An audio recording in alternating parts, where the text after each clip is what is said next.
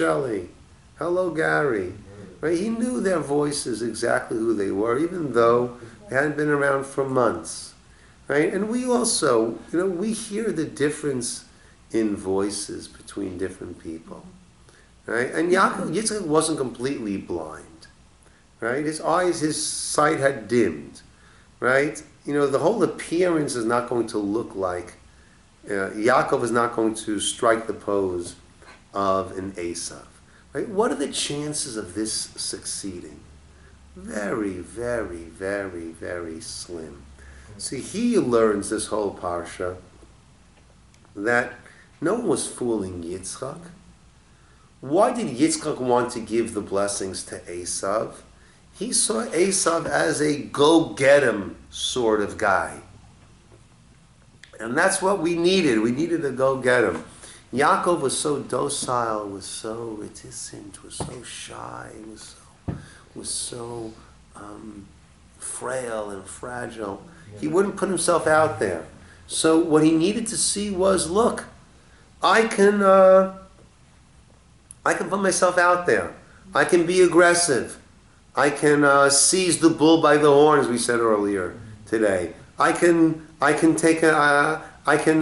steer this. I can be a leader.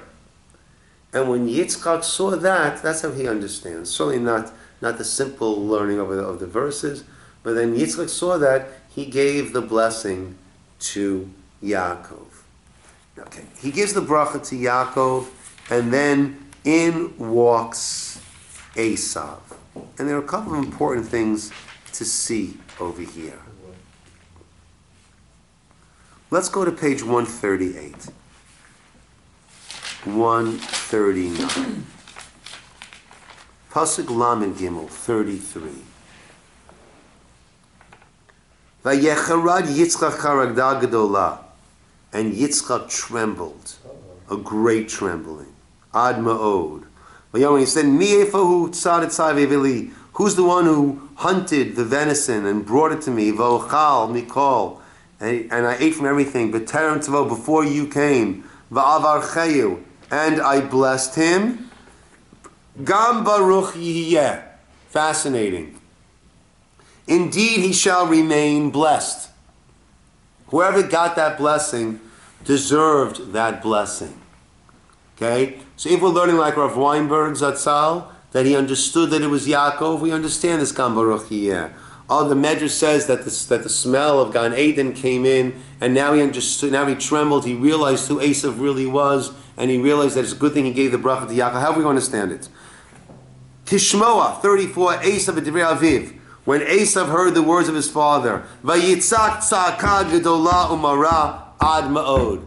He cried out, a great cry, a bitter cry, ad ma'od, a very, very bitter cry. When he said to his father, Barcheni gamani avi, bless me also my father. As Rabbi Sachs points out, the Torah normally does not tell us about the emotions. We heard about the Akedah, we didn't hear about all the emotions. We've had emotional situations, we don't hear about the emotions. Here the Torah is stressing the emotions. Why is the Torah stressing the emotions over here? And it seems the Torah is letting us know that we shouldn't paint Esav in all black. And Esav, we should also feel for him, that he felt that he was deceived and it was taken away from him. And he gives him a bracha also, but then look at the end. Look at the first encounter on page 42 between Yitzchak and Yaakov after this whole deception. Yitzchak called, 28, Isaac summoned Jacob and blessed him, instructed him, do not take a wife from the Canaanite woman. Go to Padan Aram, the house of Bethuel, your mother's father. Take a wife from there. And may Hashem bless you, fulfill you, make you numerous, and may you be a congregation of people. May He grant you the blessing of Abraham to you and your offspring with you, and may you possess the land of your sojourns which God gave to Abraham. What is he doing over here? He's giving him the blessing of Abraham. And he's not angry at him about that. So it seems that the blessing of Avram was always going to go to Jacob.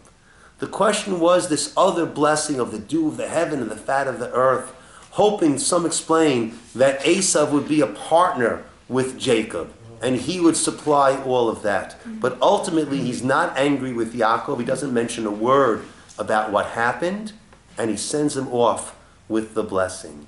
Esav says he's going to kill, doesn't kill. Esav is somewhat now understanding the mistakes he made. And what does he do? He had taken bad wives. Now he goes to Yishmael.